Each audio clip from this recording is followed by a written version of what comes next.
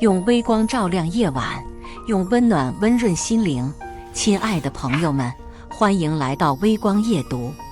少年夫妻老来伴，人到中年变更烂。我35岁那年，老公出轨，小三逼上家门。老公一手搂着怀孕的小三，另一只手想要来搂我。咱们仨以后都是一家人，我要吐了。谁和你一家人？接下来开始我们本期故事，记得点击订阅并开启小铃铛。姐姐，我正值双十年华，你人老珠黄，还是给我让位吧。我看着小三趾高气昂的表情和高挺着的肚子，有些怔愣。我这是被绿了吗？不过这小三的脸怎么那么眼熟？我面无表情地回答了一个“哦”。小三有些吃惊地长大嘴巴，似乎不满意我的冷淡。我嗤笑出声：“怎么，想要看我发疯，痛哭流涕？一个男人而已，不值得。”我噼里啪啦地说完就转身离开了，表情一如既往的淡漠，只是泛白的指尖出卖了我。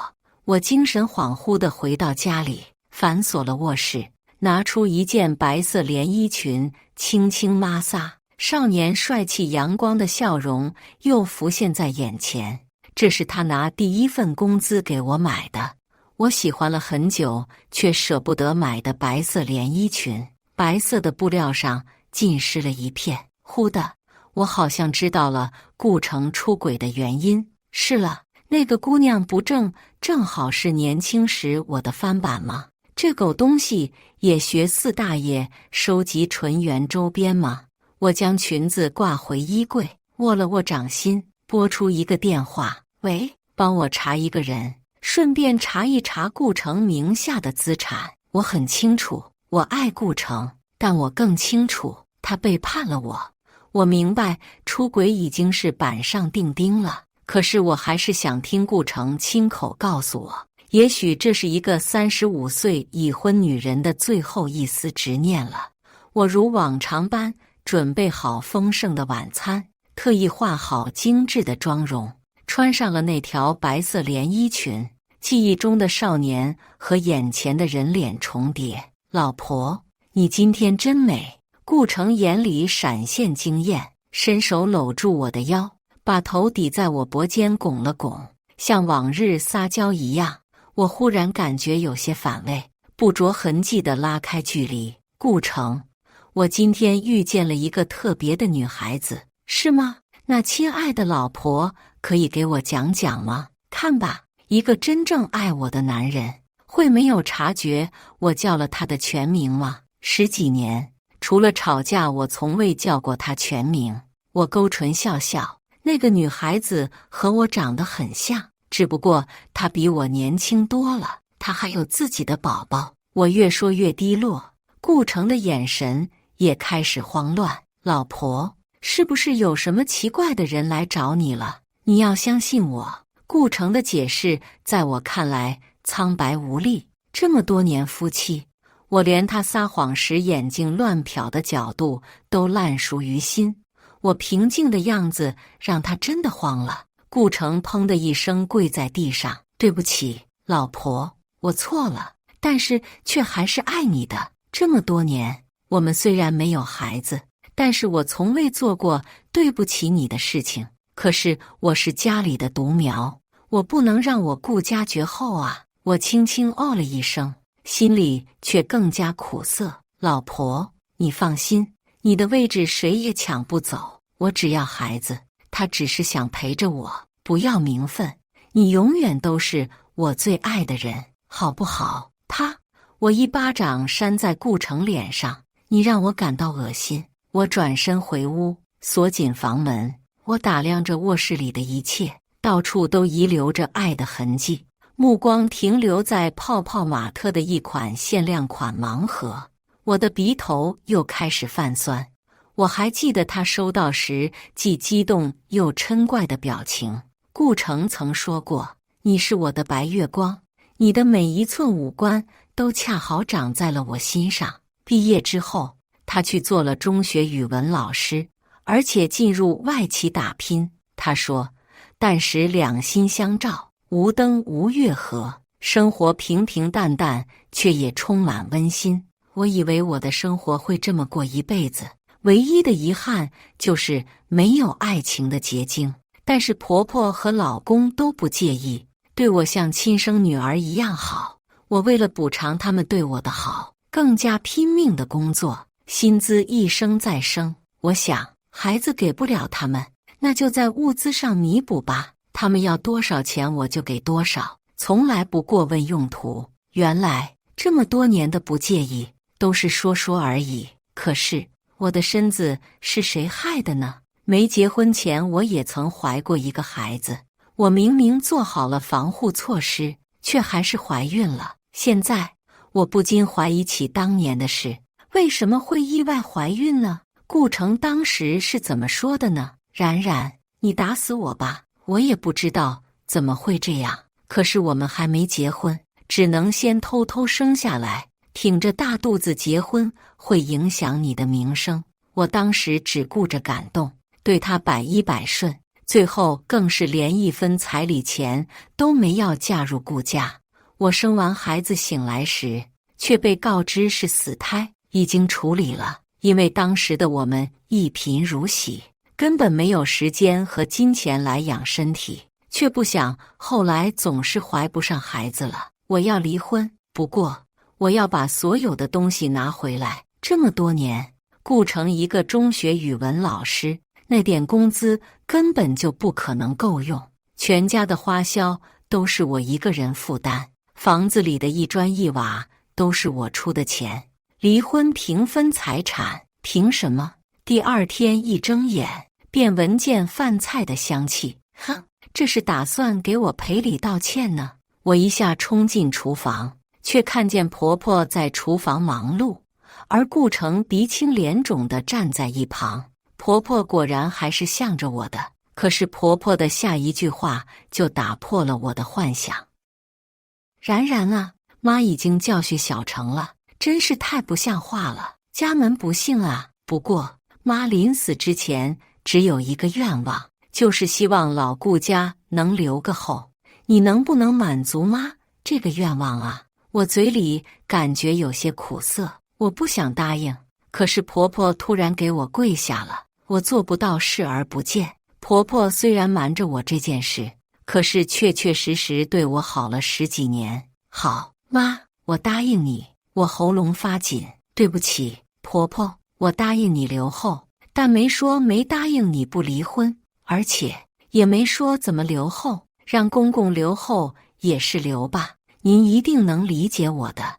我照常下班回到家中，只剩我一个人了。偌大的房子有些空旷，我打开灯，却发现桌上摆满了玫瑰和西餐。顾城穿着西装邀请我入座，我本不愿搭理，可是这么多年的感情，就当是散伙饭了。一顿饭还算愉快，只是头却越来越晕。冉冉，你喝醉了，我带你去休息。这绝对不是喝醉的感觉。我盯着顾城，这酒有问题。我原本还想留些情面，看来是我心软了。我暗自拨打紧急联系人。顾城一边拖着我去卧室，一边碎碎念：对不起，冉冉，我爱你，可是我们现在不平等了，你也出轨好不好？以后我不嫌弃你，我们好好日子。卧室门打开，里面赫然有一个长相猥琐的男人。我知道他，我们这一片有名的变态，喜欢勾搭有妇之夫，却因为没有确凿证据，双方又是你情我愿，一直逍遥法外。一瞬间，秘书带着一群保镖破门而入。我朝顾城笑笑，瞬间站直身子。抱歉哈，我信不过你，酒我没喝，偷偷吐纸巾上了。好啊，顾城，陷害我出轨，这样我们就扯平了。顾城，你真的变了，我本不想这样，只是你不念旧情，那你就自己享受吧。至于怎么让变态听话，那不是我的事。不过却有一个意外之喜，顾城偷偷和婆婆说她好像不举了，没想到被我听见了，真是活该。看来是有心理障碍了。咚咚咚，婆婆忙去打开门，带进来一个我最不想看见的人，不是旁人，正是小三李婉婉。今天可真是齐活了，几乎所有人都在。李婉婉一手扶着肚子，一手抹着眼泪。冉冉姐，对不起，我不是故意来打扰你们的，只是我肚子不太舒服，我想让成哥带我去医院。这演技幸好没进娱乐圈，要不得被骂死。偏偏婆婆和顾城一脸紧张地扶住李婉婉，我看着这讽刺的一幕，胃里又开始翻涌。不知道的还以为他们三才是一家人呢。李婉婉冲我得意一笑，又柔柔开口：“伯母，真的很对不起您。我知道成哥心里只有冉冉姐，我也不想贪图那么多。我愿意为成哥生一个孩子，之后什么都不要，只希望这段时间能让我住在这里，陪成哥和宝宝度过这最后的时光。”婆婆有些动容，顾城更是一脸感动，那种目光多么熟悉呀！只是现在不是对我了。婆婆和顾城热切的目光看着我，我看他们唱大戏，不就是等我同意吗？我当然不能同意，这是什么年代了，还玩大老婆小老婆那一套。我刚想一口回绝，一阵电话铃声打断了我。我起身来到阳台接通电话，表情有些吃惊。我一改刚才的想法，爽快答应：“好啊，那你就是住进来吧。”我也不是不通情达理的人。顾城感动地看着我，一手搂着怀孕的小三，另一只手想要来搂我。咱们仨以后都是一家人。我要吐了，谁和你一家人？我不着痕迹地避开顾城的触碰，冷眼看着激动的李婉婉。李婉婉搬进来那天，所有人高兴得像过年一样，所有人都知道这是顾家唯一的希望了。除了李婉婉，我打算找机会与李婉婉谈谈。李小姐，我知道你想干什么，我知道你也是孤儿，我之前也是，但是我凭自己的努力成就了今天的事业。我知道你有自己的想法，可是你还年轻，没必要这么做。如果你需要帮助，我可以帮你。李婉婉却不领情。不，我们不一样。我明白自己在做什么，我不需要你的臭钱，更不需要你的假好心。我深吸一口气，好，你不要后悔。李婉婉拿鼻孔对着我，我这辈子都不会后悔。该后悔的是你，不好好利用自己的美貌，被男人耍得团团转。我看着李婉婉疯狂的样子，我想我已经努力过了，她拒绝了我的好意，也许我也不用执着于过去了。却不想那日的好意让李婉婉越发的变本加厉，一天到晚的就捂着肚子来我面前晃悠。姐姐，我肚子太大了，不好系鞋带，你能帮我一下吗？姐姐，我筷子掉了，可以帮我捡一下吗？你知道的，我的肚子。姐姐，今天晚上可以让成哥陪我睡吗？我害怕黑，这是觉得我好欺负。突然，一群人闯入大平层中，噼里啪啦的开始拆装修、搬家具。婆婆一边拉人，一边干嚎：“你们是什么人？私闯民宅可是犯法的！快放下我的花瓶！”我上前拉住婆婆，一脸可怜兮兮：“婆婆，对不起啊，我做生意赔了，还借了高利贷，他们现在来抢东西抵钱了。”婆婆一个倒仰晕了过去。顾城眼神阴鸷地看着我，李婉婉早就捂着肚子跑到了墙角。我心里快笑死了，让你们住，赶住我的房子，那就把装修家具都给你搬走，早晚把你们也扫地出门。一阵兵荒马乱之后，房子变成了毛坯房，只剩下了人和衣服。我还不至于这么绝情，他们光屁股，到时候丢我的脸。我拍拍屁股走人，我得假装辛苦赚钱还高利贷去了。我买好去三亚的票，连衣服都没带就出发了。我在三亚晒日光浴的时候，小三闹着住得不舒服；我在游泳的时候，小三因为淋浴被拆，连澡都洗不了；我在和帅哥聊天的时候，小三守着中年的顾城亲热。终于，我玩够了，该回去看热闹了。我打开家门，入墓地是一片狼藉，连装修的钱都拿不出来，就只舍得买了床和桌子。我瞬间都不想进去了。婆婆看见我，立马把我拉进去，亲热的像是我亲妈。然然啊，你这是去哪里了？怎么黑了这么多？哎，妈，不怪你把家里的东西都抵押了，妈心疼你。我有些尴尬，这是晒日光浴晒的。一声妈，我肚子不舒服。婆婆立刻把我丢下，跑去卧室了。还真是蹬鼻子上脸了。住我的卧室，我跟进去一看，我的衣服首饰都被李婉婉用了。我的那条白色连衣裙赫然穿在她身上。姐姐，你应该不会介意我穿你的衣服吧？我真的没有钱买衣服了，而且这么多衣服你也穿不过来。当然介意，既然用了那就照价赔偿吧。怪我疏忽大意，当时只顾着出去旅游了。至于那条白裙子，早就不该存在了。既然如此，就发挥它最后的价值吧。等顾城一回来，我就拉他到阳台谈谈。顾城，我其实一点都不怪你，我能理解你的心情，我也想要一个我们的孩子，只是我身体不好。哎，顾城看我软化态度，立马变回之前温文尔雅的样子。然然，我就知道你是最善解人意的。我忍住恶心，拉住顾城的手。老公，我不怪你，可是，怎么了？然然，你说受了什么委屈，我替你找场子。你还记得你送我的那条白裙子吗？我找不到它了，我好喜欢它，那是我们爱情的开始。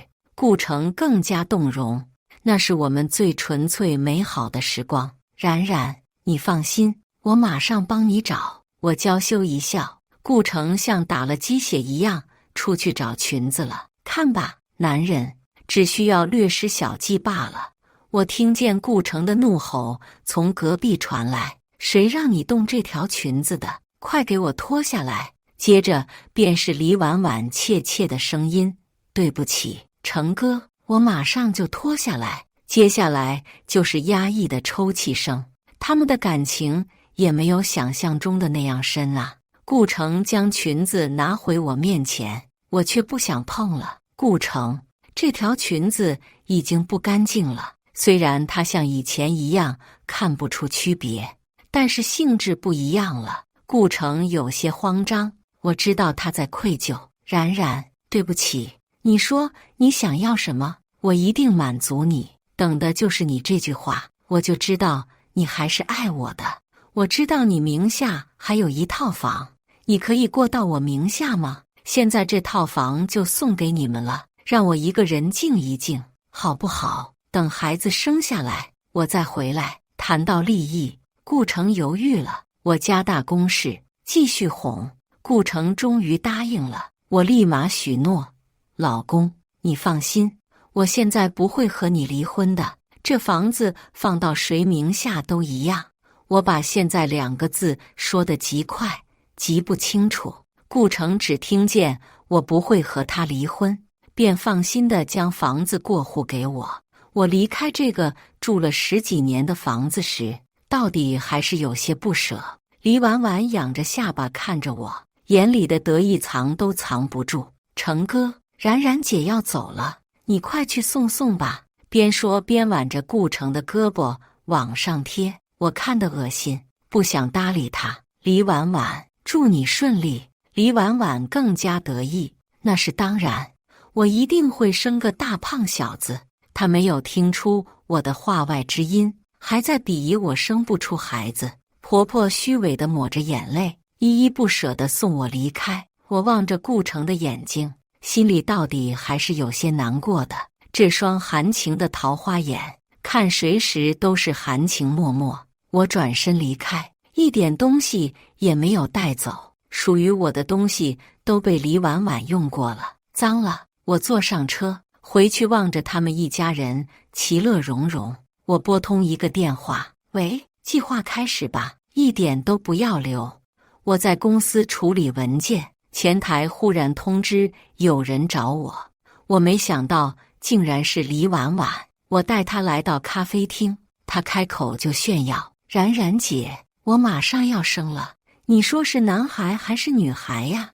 我哪有心情想这些，我还得忙着赚钱呢。可是她却拉着我的手附上她的肚子，我感受到了胎动。当初我的孩子也是这样充满活力，不由得有些伤感。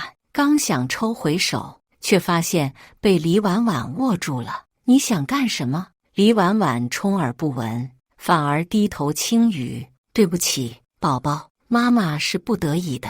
李婉婉顺势倒地，开始大喊肚子疼。我拨打120，又好心地通知了家属。等一家子来到医院，婆婆终于拨开了伪善的面目。我第一次见这样的婆婆，以往的她总是低眉顺眼，温声细语，她一脸丑恶嘴脸，伸手就要厮打我。你个贱女人，你不知道这是我们顾家唯一的希望了吗？你就是故意的，见不得我们好。幸好当时把你生的赔钱货给扔垃圾桶了。我一开始还在看好戏，可是却听见了我的女儿被扔了。我一下子钳住老太太，你给我说清楚，怎么回事？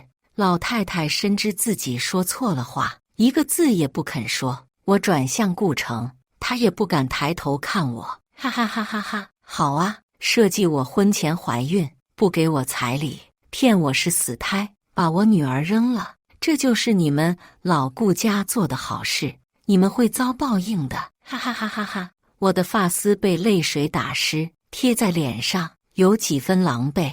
我趁机厮打顾城，多给他几个大嘴巴子。这是你欠我的，欠我们女儿的。顾城只顾着道歉，根本没有勇气和我直视。我要离婚。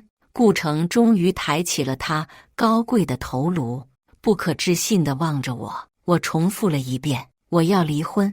离婚协议书马上送过来，不闹上法庭的话，至少还能留最后一丝体面。顾城干涩的嗓音发出了一个嗯。这时，手术室大门打开，顾城胡乱地签上了名字，根本就没看清楚内容，忙着跑去关心他的宝贝儿子了。我冷笑不已。医生问家属要不要打无痛，婆婆瞬间拒绝：不打不打，万一影响我乖孙怎么办？我看向顾城，他做出一副为难的样子，却没有说出一句阻止的话。不知过了多久，医生又出来了。医生叹了口气：大人保住了，可是婴儿是位千金，但是是个畸形儿，根本不能正常生活。顾城突然有些崩溃，这是他唯一的希望了，一切都毁了，他真的绝后了。顾城看向那个畸形的婴儿，一会儿哭一会儿笑。婆婆拉住顾城说：这个孩子绝不能留下来，畸形儿啊，丢他们顾家的脸。我听见这句话，仿佛看见了当年的我。在我躺在冰冷的手术台上时，婆婆和老公在外边谋划着把我的女儿扔掉，就为了不给我彩礼。就因为是个赔钱货，我转身离开，不想再听他们继续讨论了。总感觉这是在讨论当年的我，以后再无瓜葛了。不过欠我的要100倍偿还。顾城竟然找律师要和我偷偷争夺财产，我是该夸他冷静呢，还是该说他冷酷无情呢？自己的情人躺在病房，他还有心思和前妻争夺家产。我派人调查他的律师，竟然是业内有名的 Ria。 这位可是从无败绩的大佬，为人正直，眼里揉不得沙子。不对劲，顾城是怎么说服他的？以这位律师的脾气，不可能帮一个出轨的恶心男。我联系到这位律师，却不料他对我语气十分差。我应该没得罪过他吧？我态度恭敬地询问他： Ria 律师，你好，请问我可以知道我哪里惹您不快了吗？瑞叶撇撇嘴，你就是那个冷酷无情、夺人家产的前妻呀！我对这种人一向不喜。我有些恼怒，却知道肯定是顾次从中作梗。我耐心询问原因，终于得知了真相。从瑞叶口中得知，顾城家很有钱，好几套大平层，所以我和他恋爱，还在婚前怀孕。后来我们结婚了，我偷偷转移了家产，然后离婚。而他和现在的女朋友相爱，我却回来陷害他的孩子，这不就是蒙太奇谎言吗？每一句话都是真的，但是顺序被完全颠倒，真话重新组合，就变成了谎言。我嗤笑。您愿意听听我的故事吗？在我的叙述中，瑞叶逐渐震惊。我还拿出来一样样证据，远远比顾城空口白牙更有说服力。瑞叶果然震怒，立马给顾城打电话，劈头盖脸地骂了他一顿。在瑞叶的帮助下，我顺利拿到了所有财产和离婚证。当拿到离婚证的那一刻，我感觉身体都轻了几分。宁小姐，目前所有的财产都已经转到您的名下，只是顾城还有一部分现金放在了他妈身上，大约有5万左右。您看，5万当是给他们全家的棺材钱了。好，对了，之前李婉婉穿我的衣服，用我的首饰，都联系购买的商家给我开发票，让他原价赔偿。好，宁小姐，我吐出一口浊气，事情终于解决了，拿了我的都给我还回来。这顾家的新闻真是热闹非凡啊，电视剧都不敢这么演的。当然，其中也少不了我的推波助澜。我听着秘书给我汇报，真是小刀拉屁股，开了眼了。这李婉婉也是个狠人，醒了之后得知自己怀了畸形儿，不等婆婆动手就自己解决了，之后更是火速和顾城结婚。顾家因为家里财产没了，知道以后不好给儿子娶媳妇，就半推半就地答应了。双方都有以为自己得了便宜，互相欺骗。秘书一边给我讲述，一边还热心地打开手机里婚礼的照片。照片里，李婉婉穿着婚纱的样子真的和我当年有8分相似。这男人也挺专一的嘛，一直喜欢这一挂长相的，只不过眼底的青黑连化妆品都遮不住。不知道李婉婉什么时候才知道顾城不行了，到时候肯定更热闹。没过多久，乐子又来了，秘书带着八卦的表情又来了。天哪，太炸裂了！宁姐，我给你说了，你都不敢相信。李婉婉发现顾城不行了，但是他们没有离婚。我有些惊讶，难道他们是真爱？其实心里十分清楚。我偷偷找黑客给钱公公的手机上推送了好几条新闻。经偌大家族竟无一男丁传宗接代，死后如何面对列祖列宗？经儿子不行，公公宝刀不老，亲自上阵。而对李婉婉的推送则是男人不行，长夜漫漫教你如何度过，没有孩子如何在婆家立足。或许你可以这样，我就不信。每天推送这些内容，能没有一丝效果？结果果然如我所料，秘书表情更加微妙。我觉得此时的秘书像极了村口的大妈。嗨，才不是呢！李婉婉不知道顾家没钱了，现在顾家把钱拿出来租了个好房子忽悠她。李婉婉为了怀上孩子，竟然去勾引顾城的爸爸，关键是顾城也知道，还帮他们放风呢。不过很可惜，事情没成，还被顾城他妈发现了。李婉婉被打得很惨，虽然给他们心理暗示是一回事，但是亲耳听到又是另一回事。我真是三观被刷新了，我现在不能直视钱公公的脸了。那个木讷的老头玩这么花，让儿子放风，这得差几十岁吧。我才稍微一暗示，他们就勾搭上了。这李婉婉也真挺聪明，将计就计，把顾家搞得一团乱。之后我多了一个兴趣，每天醒了第一件事就是询问秘书有没有新的八卦。可惜最近一段时间不给力呀。正当我索然无味的时候，钱婆婆的电话打来了，我还没开始说话呢，对面就哭上了，呜呜，然然啊，妈对不起你，那个狐狸精果然不是什么好东西，他知道我儿子不行，竟然来勾引你公公啊。我打断他的话，抱歉，他现在不是我公公了，而且婆婆您之前不是说过吗？顾家只是想留个后，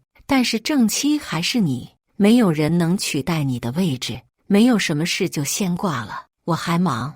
我迅速挂掉电话，这个八卦我已经知道了，不想听了，下次来点新鲜的。在我快要忘了这糟心的一家子的时候，新鲜的八卦又来了，婆婆又给我打电话了。至于我为什么没拉黑她，因为我还想吃瓜。再次听见她的声音，我竟有些恍如隔世的感觉。怎么了，然然啊？妈对不起你呀，你回来好好过日子吧。你公公也带回来一个狐狸精，我这是什么命啊？这是报应啊！我突然觉得有些好笑，提醒道：婆婆，您不是说了吗？要给顾家留个后，你不如去查查您账户上的钱还在吗？什么？对面传来一阵电话忙音，哎，一大把年纪了，还这么不稳重。至于老太太想要留后，那做晚辈的一定要满足她的心愿喽。再次得知事情的结果是在顾城口中，他恳求我见我一面，甚至拍了自己和我给他买的盲盒的合照，那是我第一份工资送给他的礼物。他说他都有好好保存，我答应见他一面，倒不是因为心软，而且像想把我买的东西拿回来，在他手里放着，总感觉自己的一片心意喂了狗。顾城走进约好的店内，以往意气风发、温文尔雅的他，现在头发乱糟糟，胡子拉碴，唯一不变的是清俊的身姿，这也是我曾经最爱的一点。别人到了中年都发福，而他仍然保持着清瘦的身形。顾城抱着那款盲盒进来，眼神里是化不开的爱意。刚开始的对话还算愉快，看着他因为娶了一个搅家精而后悔，我心里多了几丝畅快。可是我的好心情被他接下来的话给破坏了。然然，你看，你当年送给我的礼物我都好好保存着，你可以跟我回去吗？我不知道为什么事情会变成这样，我不想失去你，我只是想要一个孩子而已。我不想再看他虚伪的嘴脸，这个男人满口谎话，说爱这个爱那个，其实他爱的只有他自己。闭嘴吧，你说爱我，然后背着我去找了小三，你说爱小三，又把他丢给父亲传宗接代。你说你爱妈妈，却帮着你爸瞒着你妈，你根本谁都不爱，你心里只有你自己。顾城的脸一寸寸白了下来，张了张嘴想要狡辩，却没发出一点声音。可是你不记得我们之间的誓言了吗？君当作磐石，妾当作蒲苇，蒲苇韧如丝，磐石无转移。顾城想要换回我对他的美好回忆，可是你只知刘兰芝揽裙脱丝履，举身赴清池，却不见焦仲卿自挂东南之前还在徘徊庭树下。你也不知是他亲口逼死了最爱他的人。我继续打击他，如果没什么事，我就先走了。对了，赶紧把李婉婉欠的钱还上，不然就走法律程序吧。没有了，我会尽快还上。我看着他改口，心里更加看不起他。我当初就爱了这么一个怂的男人，连心里的话都不敢说。我想要起身离开，顾城也急忙站起，啪的一声，盲盒摔到了地上。这是当年的限量款，放到现在已经升值了不少，现在却成了碎片，破镜难重圆。玩具也是，人的感情更是。顾城蹲在地上捡摔坏的盲盒玩具，我毫不留恋地离开。夫妻之间，穷时考验的是妻子，富时考验的是丈夫。激情褪去时，婚姻才刚刚开始。婚姻的本质是陪伴和责任，而成熟的爱靠的是良心。我派人盯着这一家人的动向，顺便催债。李婉婉却又找上了我，这一家人还真是轮番上阵，跟苍蝇一样甩不掉。宁小姐，对不起，我知道破坏别人的家庭不对，但是我是在帮你，也是在为我的妹妹报仇。其实我也恨你，是你的钱才帮助了他们的恶行，但是我更恨他们。为了今天，我甚至去整了容，就为了把顾家毁掉。我冷眼看着他，确实长得像我，原来不是巧合吗？竟是早有预谋。我之前就问过你，给过你机会，给了这么一群烂人，毁了自己的一辈子，值得吗？尤其是顾家老头，这么大年纪了。李婉婉先是反驳了我一句，那老头这么恶心，我只是假装一下而已，还没有这么丧心病狂。随后眼神立马变得坚定，当然值得。我的妹妹才刚上大学，却被顾城的爸爸猥亵，顾城和他妈更是包庇纵容，给我了一笔钱就打发了。你虽然不知情，但是你的钱也是帮凶。李婉婉逐渐疯狂，眼睛赤红。可是啊，我的妹妹抑郁跳楼自杀了，爸爸妈妈因为查找真相出意外死了。钱有什么用呢？钱可以买回人命吗？哦，不，钱还是有用的。你看，他们拿钱压下了我的努力，我根本无法反抗。我知道我早些年根本就不关心顾家人去做了什么，只是一味的拿钱去补偿，却不想发生了如此恶劣的事。当年虽不是我的错，却也是害了这个女孩子。你走吧，我不会伤害你，但是也不会感激你，你本有更好的方式复仇的，没必要这么偏激。李婉婉突然止住了哭声。不，你不懂，浮游汉术罢了。我的心情有些复杂，有些可怜他，可是他对我的伤害也是切切实实的。既然你恨我，为什么要来找我？李婉婉眼神有些落寞。你当初说过可以帮我，还算数吗？我希望你帮我把顾家送您监狱，可笑吧？我恨你，却还要来求你。我深深地看了他一眼，没有答应，也没有拒绝。爱情果然是没用的东西，只有握在手里的能力和财富才是永久的。我联系人询问事情的进展，满意一笑，很好，顾家老头已经开始找代孕了。他果然还是不死心，非要给顾家留后。我一边帮助顾老爹，一边搜集证据。很好，鱼儿该收网了。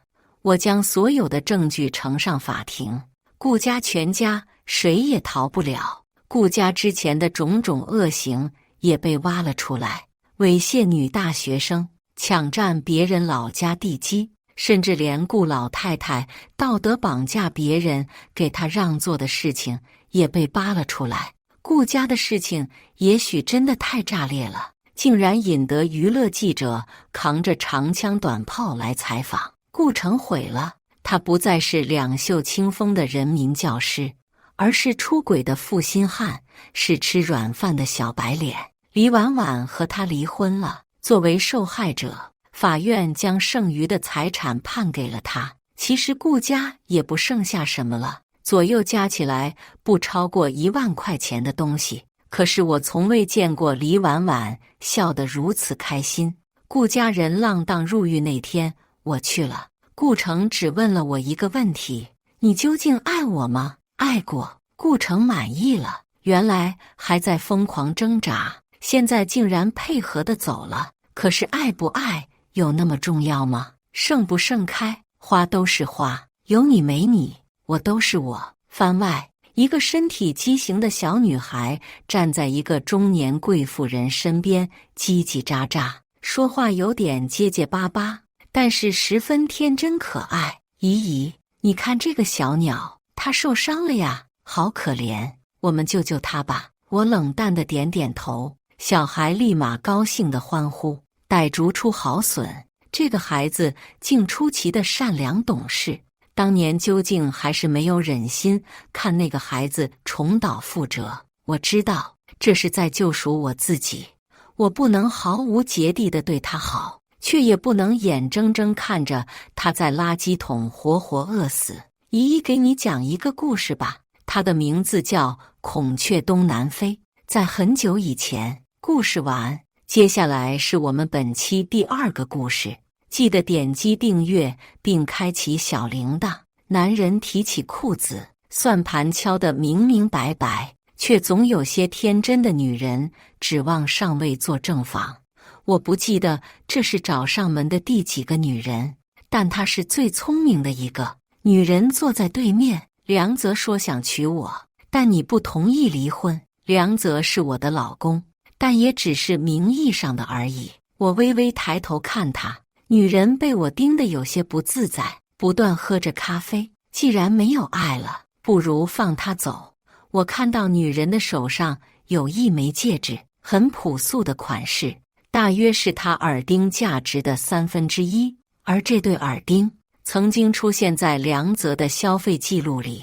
我将手顺着桌子伸到她面前，亮闪闪的美甲被一颗更闪的钻石比了下去。姑娘，离了婚，我这钻就要分成2半了，换做你，舍得吗？我语气淡淡的，进一步推波助澜。而且，你宁可要一个吃了药也只能坚持10分钟的老男人，也不肯回头吗？何晴抬头，短暂震惊后马上又恢复平静。确实，我和梁泽已经超过5年没有夫妻生活。可我不但知道他不行，还能断定不久的将来他会彻底丧失这项功能。姑娘，你有体面的工作，看起来不错的婚姻，如果我没猜错，孩子应该不大。为了这么个男人，不值得。我的语气不容置疑，虽然不了解对面的女人，但我清楚自己的老公。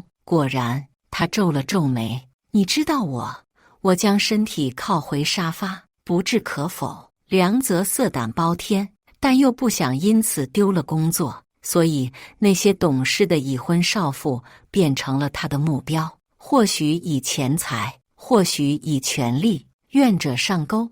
晚上梁泽加班回家已是半夜。老婆，你知道的，我最受不了这些野女人掏心掏肺的对我好。梁泽轻佻的声音传来，我胃内一阵翻滚。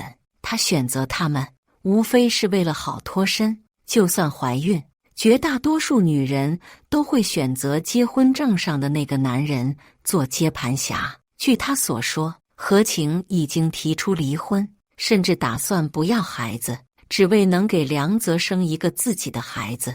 这些都让梁泽非常害怕。听他绘声绘色的讲述，我心里一阵冷笑。他显然低估了这个女人。何晴绝非他嘴里说的那么蠢，他目的明确，演技精湛，见好就收。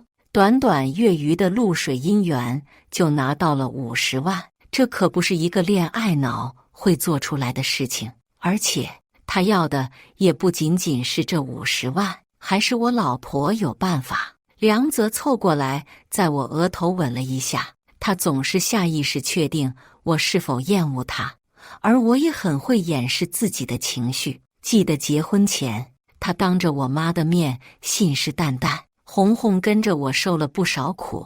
我要是对他不好，就不是人。结果他真的没有做人。第2天，我们一起出门，他忽然问我，咱妈最近身体怎么样？我下意识藏了藏大衣里的黑袖章，挺好的，哪天你有空了去看看吧。他随口应付，看起来成功甩掉旧爱，让他心情不错。我知道他不会去的，10年间梁泽一次都没去过。他只是试探，而我也早已习惯说谎。我妈是昨天走的，没有葬礼，没有送别，甚至我刚刚从火葬场出来，就赶去替梁泽善后。10年前，母亲被查出白血病，梁泽出钱进行了骨髓移植，可最终还是复发。他走的那天，外面阴雨绵绵，病房里也散发着潮湿的消毒水味道。母亲罕见地恢复了理智，让我凑到她嘴边：“孩子，放我走吧。”声音很轻，却在我脑海里响起一声惊雷。这一天还是到了，我带着骨灰回到母亲的老家，将她和外婆安置在一起。如今，我已经没有什么可失去的了，是时候了。半个月后，梁泽的电话如约而至：“老婆，明天出差，今晚不回家吃饭了。”我知道他又有了新的情人。最近是梅雨时节，雨总是淅淅沥沥，惹得人心烦意乱。梁泽的部门新入职了一个姑娘，我见过照片，确实是梁泽喜欢的类型。作为权力的强者，他对这种不对等的感情非常享受，似乎常常以此来弥补穷苦出身所带来的自卑。25岁，小小要是活着，也该是这个年纪吧。我看着何晴发来的资料，自言自语：10年前，女儿自杀。我赶回家时，浴室地板已经被鲜血覆盖，我妈昏倒在走廊里，严重刺激下脑出血，造成意识障碍。入院治疗期间被查出白血病。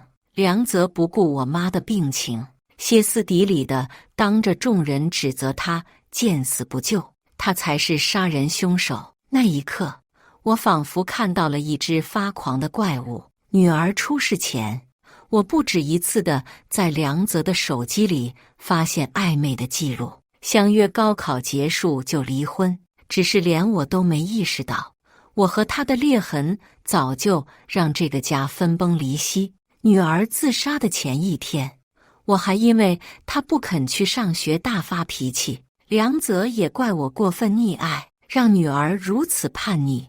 我守着女儿的照片，哭到没有眼泪。但凡我多一点关注，再去学校问问，找老师聊聊，也许事情就不会到这一步。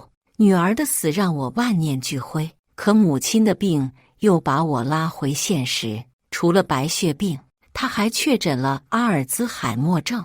梁泽此刻已经原形毕露，钱不是问题，但我必须扮演好妻子的角色。起初，我为了尽早骨髓移植，答应了他的条件。后来，趁我在家庭聚会喝醉，他将一个陌生男人带回家。再次醒来时，一架摄影机摆在床尾，黑洞洞的镜头正不偏不倚地对准我们。不知道咱妈和你的领导看到这些照片会怎么想。至今我都记得梁泽丑陋的嘴脸，像一只猴子，手舞足蹈地招摇过市。我只好屈从。越来越多的钱经由我手放进衣帽间的隔板里，越来越多的交易将我捆住。他需要一片遮羞布，而我是最好的人选。这天，我按照约定时间到了棋牌室，3缺1，赵局长夫人一直联系不上。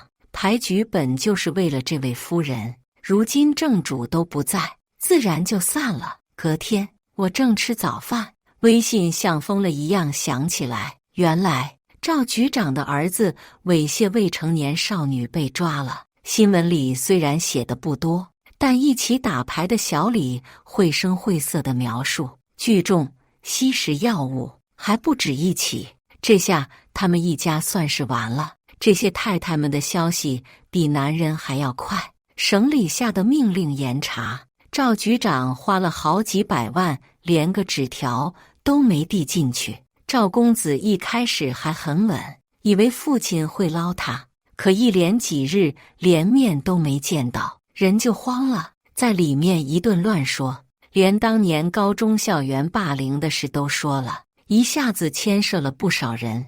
这个赵家公子和女儿曾经是同班，葬礼时，赵局长给了好大一笔拨金，但梁泽私下仍表示过对金额的不满，一直面和心不和，一波未平，一波又起。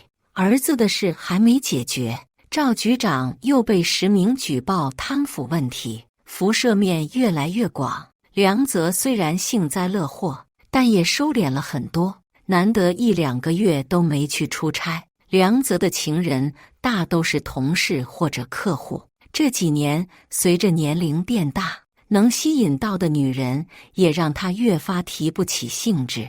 这次的女孩倒有些与众不同，刚结婚半年，身上兼顾着少女和少妇2种气质，把梁泽迷得神魂颠倒。偶尔后半夜我还能听到她在阳台打电话，俨然一副老树逢春的恶心嘴脸。我依旧打牌，逛逛街，偶尔出去旅游一圈。梁泽不喜欢我接触太杂的人，怕被有心人利用，所以这么多年我也习惯了浅尝辄止的交际。眼见风头已过，他便迫不及待地带着小情人出差去了。这几天热了起来，我也搬到了海边别墅避暑。往常他出差时基本不会给我发消息，我也识趣的从不过问，但这次却一反常态。后半夜3点，我的手机亮了起来，电话刚一接通，就听到梁泽已经变调的声音：我撞人了，那辆车在我名下，工作性质决定他不能有太多资产。附近有监控吗？人怎么样？不知道，人没敢看。我这是不是肇事逃逸？看来这次的姑娘本事不小，让梁泽一把老骨头还能陪他疯到后半夜。听声音，他应该喝了不少酒。我本想隔天去找他，但很快就有信息传来，说他已经解决了。此时已临近中午，刚准备放下手机回去补觉，就有人发来3缺1的消息。炎热的天气让人烦躁，我借口母亲去世，外出散心，将他们打发了。接到梁泽死讯时，我正在和几位夫人打牌。你说你也真是可怜，刚送走亲妈，丈夫又没了。别怪姐姐说话直，这么个男人没了就没了，不值得为他伤心。大家听到消息纷纷来安慰我，都在同一个圈子里，自然都知道梁泽是个什么德行。何晴作为单位代表陪我去医院认尸，我指尖颤抖，根本无法签字。梁泽被送到医院时已经人事不省，但裤子兜里有干洗店的单子，上面有我的电话。疾病走的，没有外伤。何晴如实向领导汇报。我抬头看他拿着电话的右手，我的钻戒戴在他手上竟出奇的合适。我领回了尸体。葬礼上，我见到了梁泽的小情人，他脸上没有一滴泪。握手时，我能读懂他的口型。恭喜！葬礼结束后，我将自己关在家里，等待着最后的结局。很快，何晴的电话打来，出事了。我知道，聪明的女人从不多问。她最后的一句保重和当时陪我从太平间出来时一模一样。其实梁泽有外伤，很轻，却很明显，是绳索捆绑所致。人一死，钻戒就不用分成2半了。何晴的眼神掠过我的手，回到尸体上。事实上，梁泽死之前，我们可以说是形影不离。得知他肇事的第3天，我便只身来到小坎村。这个村子是我和母亲的噩梦。母亲16岁被拐卖到这，遭受过非人的虐待，一直到我10岁才被解救出去。外婆说，母亲眼睁睁看着第1个女儿被扔进猪圈吃掉。我能被留下，也仅仅是因为那家畜生看到别人家卖女儿换了不少钱。我知道女儿死的时候，他也想救人，但那些可怕的回忆死死地绑住了他的手脚。我是这里孕育出来的恶之花，本以为遇到梁泽之后可以过上安稳日子，没想到他亲手将我推了回来。女儿死后，我暗中调查了很久，我坚决不相信他会无缘无故自杀。当那些视频、照片一点点呈现在我眼前时，我几乎想把那些施暴者撕碎。但最让我绝望的远不止此。视频背景里有男孩叫嚣着：“你爸睡了我妈，你得还回来。”我跪在女儿的墓地，几乎想了断自己。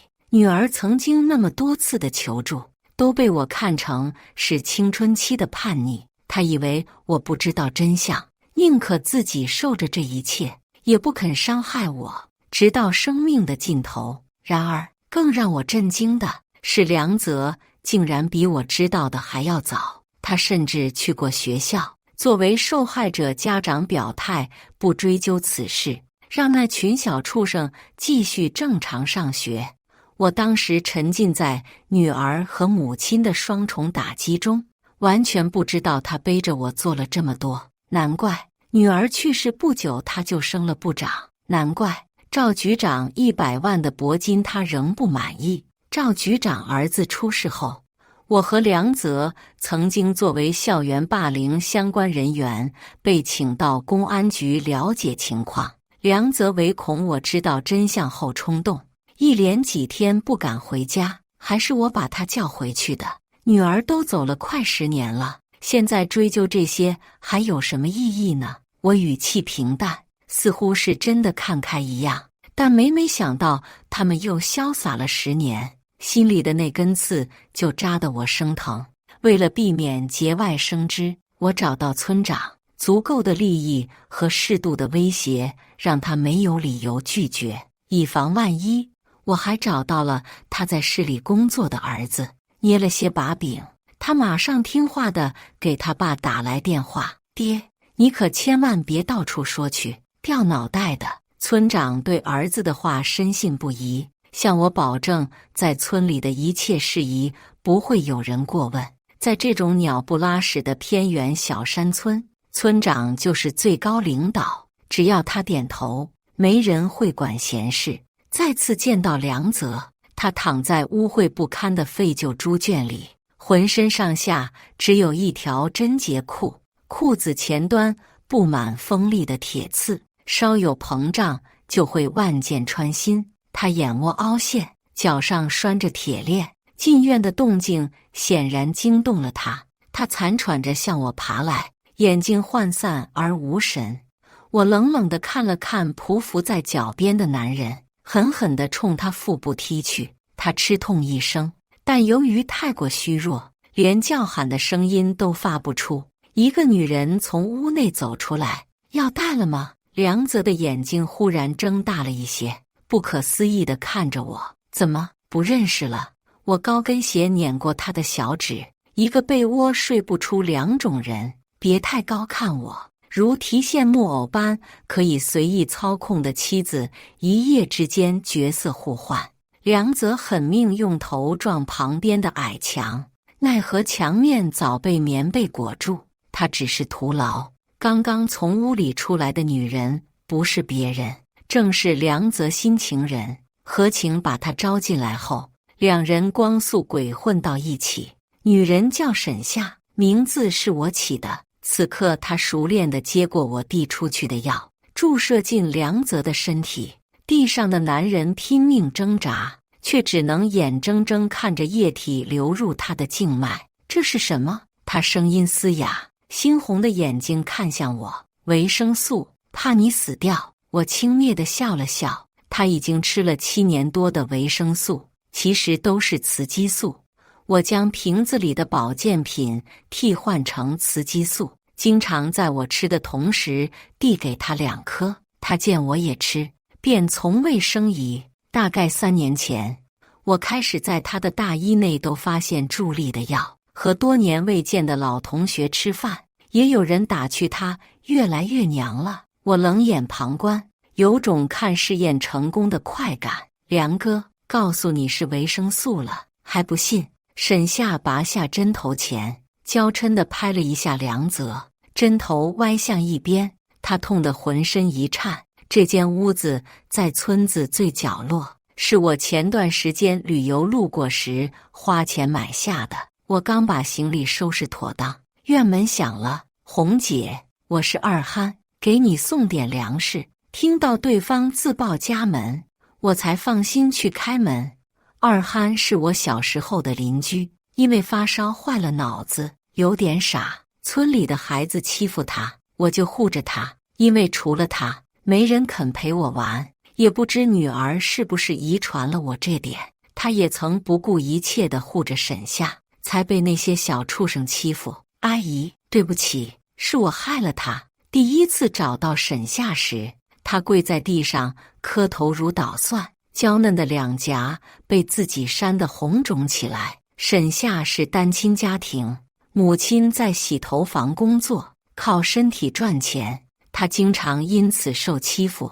女儿身为班长，总是有意无意地护着她，本来也没什么。直到一次放学值日，一群男生将沈夏堵在男厕所里，企图不轨，被女儿撞见，叫喊声引来了教务主任。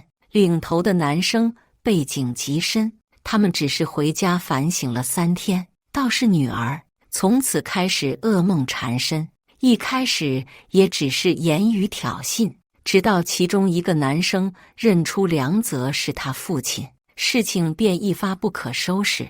他们笃定女儿不希望父亲的丑闻被贴满大街小巷，捏住这个把柄，让他痛不欲生。沈夏和女儿不止一次地找到班主任，但他认为这是同学之间正常摩擦，屡次将他们搪塞回去，甚至以成绩下滑严重为由罢免了女儿的班长职务。梁小小到后面一直把我往外推。沈夏哭着说，女儿怕连累别人，后面开始独来独往。案子发生后，甚至先有人还记得沈夏这个人。我让二憨把粮食放好，沈夏利落地开始做饭。我走之前去看了看你妈，听到我的话，沈夏切菜的手悬在空中，半天才连同眼泪一起落下。沈夏母亲前几年查出了艾滋，瞒着我们不让知道，还自作主张去勾引了女儿原来的班主任。那个老头的免疫系统被破坏，很快被查出别的病。他的儿女得知后避之不及，老头只好卖房子治病。梁泽车祸第2天，老头的大儿子签了放弃治疗同意书。那天我买了束花放到沈夏妈妈的墓前，还记得她临死前用干枯的手抓着我，嘴角扯动。妹子，我找过梁泽，但他看不上咱。看吧，现实就是不公，弱者想用生命复仇，甚至都无法走到施暴者面前。这么多年，我把沈夏藏在隔壁城市，改名换姓，偶尔借着旅游的幌子去看看他们娘俩。除了母亲，他俩倒成了我在这个世界上的亲人。沈夏本来是个挺柔弱的姑娘，转校后她偷摸去学了跆拳道，大专报的护理专业。我眼看着她越来越强大，可以保护照顾妈妈，这本来是件挺欣慰的事。可没想到2年前，这丫头差点酿成大祸。我在监视当年几个当事人的时候，正好撞见沈夏。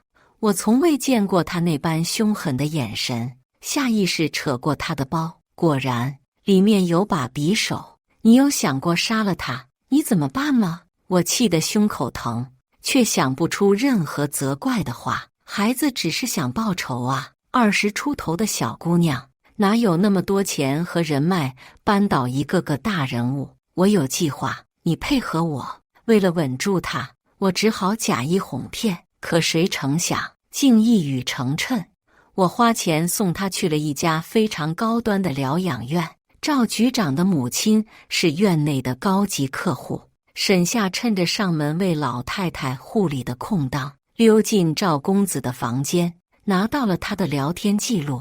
聊天记录里的每个女孩我都联系过，以招募主播的名义见过几个，但不出我所料，没有人愿意起诉，没有女孩愿意将自己的伤痕暴露在大庭广众，供他人评判。他们觉得自己并不是完美受害者，甚至有人觉得是自己有错在先。无论我如何劝导，如何低声下气，他们仍怯生生地拒绝了我。那段时间，连梁泽都察觉到了我的不对劲。为了防止他生疑，我只能谎称单位不随心，顺势直接辞了职。就在我一筹莫展的时候，网上忽然出现一个匿名帖子，里面以受害人闺蜜的身份控诉了赵公子的低劣行径，时间地点之具体，仿佛亲临一般。一旦激起千层浪，评论转发者无数。事情发酵的第二天深夜，便有一个我曾经联系过的女孩实名指认，甚至提供了照片、微信截图，热搜被挂在第一的位置长达3天。终于赵家落马。听说搜查时，在赵老太太的房间里发现一部手机，里面有大量不明收入的照片和相关人员名录。那是我这么多年收集到的证据，真真假假都被记录其中。沈夏特意放在老人房，被自己的亲生母亲实名举报，想想就刺激。赵局长当年纵容自己的儿子在学校里只手遮天，女儿死后，他联合几个家长对梁泽施压，100万就买了我女儿一条命。如今我也要让他尝尝失去至亲的滋味。新闻爆炸的那晚，我拨通了沈夏的备用手机。那篇匿名帖子是你发的吧？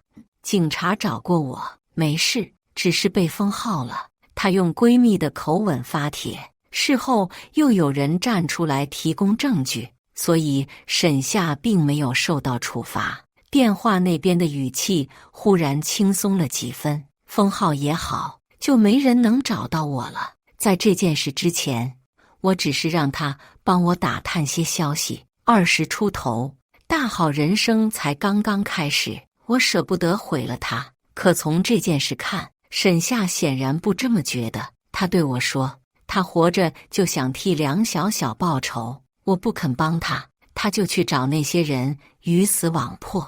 我雇人制造了那起车祸，梁泽喝了很多酒，他势必不敢下车查看，但我买的行车记录仪附带上传云端功能，万一最后走上了我意料之外的路，至少这份视频还能作为我的筹码。农村的夜晚很静，猪圈里窸窸窣窣的声音伴随着痛苦的呻吟声。沈夏在我来以后就回去继续上班了。我用梁泽的手机给他的领导发了信息，说有些私事处理，梁泽惯会阿谀奉承，所以领导对他平时的所作所为也大都睁一只眼闭一只眼，并没有细究。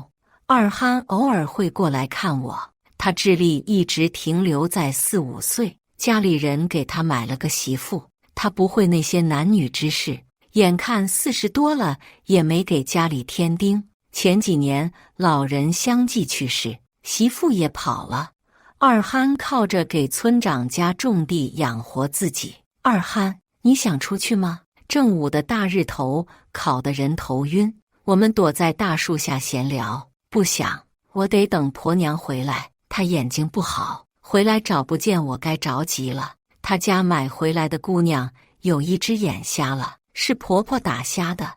二憨每天有空就去村口守着，可他不知道，他的婆娘再也不会回来了。恨透的人怎么可能再回头？当年，一个满头白发的男人跪在外婆家门口，被舅舅打得满脸血也不肯走。那是我血缘上的父亲。母亲被吓得精神崩溃，大把大把地薅着头发。我哭喊着从屋里拿着锄头抡向他，让他滚。他骂我白眼狼。我张牙舞爪地拿着菜刀在后面追。那晚，外婆抱着我哭，好好的闺女逼成了疯子，好好的孙女逼成了阎王。梁泽并不知道我这段过往，他只认为我与他一样是穷人家出身，能吃苦，能容忍。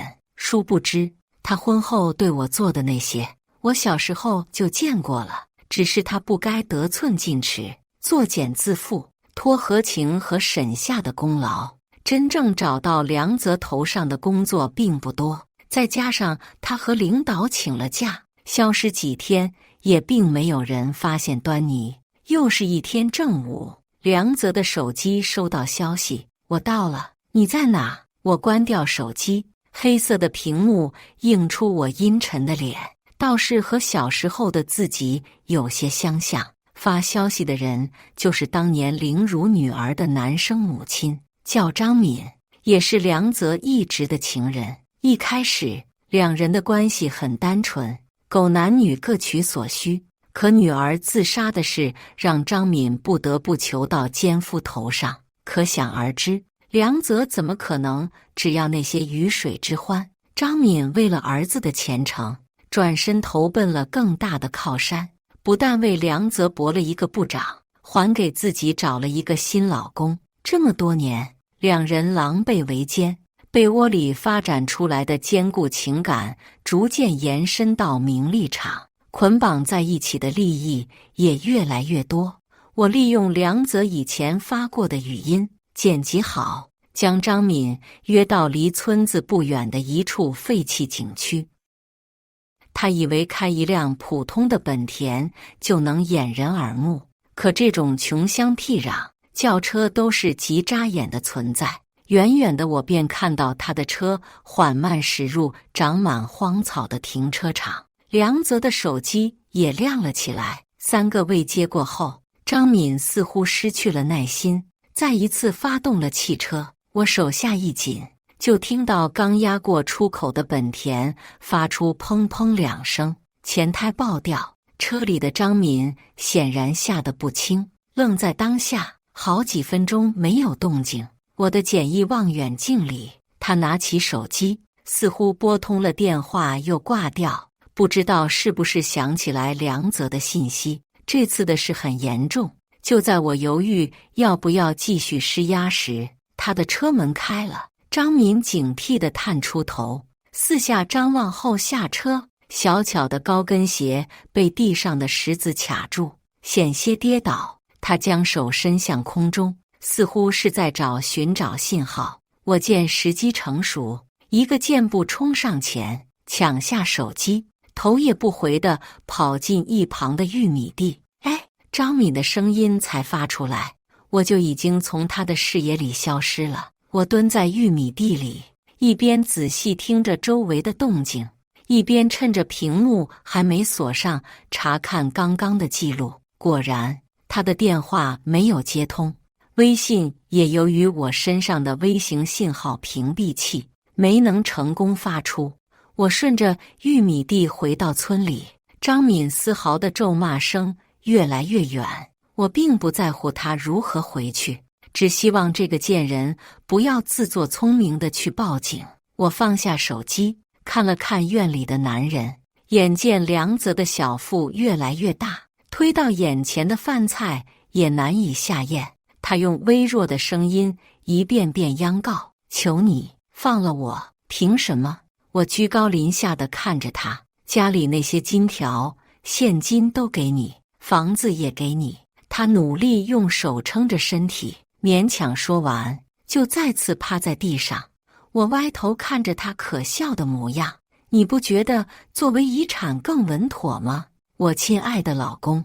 他颤抖着张开嘴，想拼尽全力过来抓我，却被一旁的铁链狠狠绊住。这就受不了了。当年拿亲生闺女换前途的魄力呢？拿照片威胁我的狠劲呢？我一脚踢翻了食盆。梁泽，我辛辛苦苦怀胎10月生下小小，那是我的女儿，轮得到你做主拿她换前途？就算你死了，也赎不了自己的罪，烂命一条，你不配。他断断续续地发出嘶哑的声音：杀了我，你也得赔命，赔命，为你这种人赔命。放心，你死了以后，我一定长命百岁，帮你把钱都花了。梁泽还想继续说，但腹部的疼痛让再次蜷缩成一团。他曾经术后常沾连，医生嘱咐过以后吃饭不要囫囵吞枣。前几日我接连给他塞下整颗的咸蛋黄，看症状大概是诱发了肠梗阻。他已经从初期的呕吐、腹痛，逐渐开始腹部膨胀，宛若一个怀孕的男人。我将衣服扔给他，松开身上的绳索，任由他一点点往外爬。除了最初3天他会疯狂挣扎，脚腕处有些磨损的痕迹，后面几天在安眠药的作用下，链子也是不时之需。近10天的饥饿和精神折磨，让这个本就外强中干的男人几乎分不清现实和梦境。万一过几天被别人捡到，大概率会以为他是个拾荒的老人而已。记忆拉回现实，门铃响了，我被带走接受调查。网络上一封打着马赛克的举报信被传得铺天盖地，但信的落款却无比清晰。举报人梁泽。早在囚禁梁泽之初，这封列满罪状的检举信就被我分别寄到各处。如今趁着当事人死亡，被有心的媒体夸大利用，终于开始发酵。张敏不出意外地被传唤，沿路监控记录调出后，他变成了梁泽最后接触的人。接连不断的案子让领导不敢姑息，虽然最后并没有证据证明张敏害死了梁泽，但他为了洗清杀人嫌疑，只能将其他事解释清楚。他并不知道那封检举信里到底列了多少，越是顾左右而言，他越是破绽百出，最后怕是这辈子再难出那道铁门了。当然，我和沈夏也被叫去。梁部长在出差的第3天就让我先回去了，他说自己有点私事。沈夏按照事先安排好的，将行车记录仪的数据交给警方。如果沈夏太干净，反而不利于他脱身，所以婚外情和肇事逃逸的事自然也被牵扯出来。行车记录仪里有伪造的对话录音，可以证明梁泽曾亲口让沈夏把车开回市里，他要等一个老朋友。比起打字，梁泽更喜欢语音或者通话，殊不知这些更利于我剪辑拼接。沈夏是一个蓄意接近领导的狐媚女人，并在梁泽肇事逃逸后知情不报，但好在她态度积极，赃款也都如数退还，并且肇事车辆的实际驾驶人也不是他。批评教育后就放了出去，而我作为一个贪官的家属，自然有许多推卸不掉的责任。其中最大的疑点就是我曾出现在梁泽死亡地点同方向，相隔数十公里的另一个村子附近。我在那有栋别墅，房产正在保险柜里，相信你们已经查到了。我直视着对方的眼睛，我不需要撒谎，别墅是3年前购入的，这样的房产我还有很多。我的听话顺从让梁泽对我越来越信任，我开始拥有连他都不知道的东西。如何躲避监控进入实施地也早就在我的计划中，即使市区的监控已经普及，但仍有很多山区的小路连白线都没有。这些天我不辞辛苦的往返，制造海边别墅一直有人的假象，就在等他们问我这个问题。我没有背景，没有靠山，只有给每一步都留下退路，才不至于满盘皆输。关于我和梁泽的通话记录，我也一五一十的解释。他给我打过电话，说不小心撞死了人，但是已经找关系帮他解决了，不必我言明。所谓关系，指的是张敏在省里任职的老公。梁泽死于疾病，死前肇事逃逸，最后一个可能见过的人是张敏。按照他以往的作风，趁机威胁梁泽也不是不可能，毕竟她的前夫死因扑朔迷离，就连梁泽也有些忌惮这个女人。相比之下，我几乎没有攻击性，我积极配合调查，将家里的财产如数上交。一个没有工作、没有亲属、没有朋友的女人，每一滴眼泪都是对今后生活的惶恐。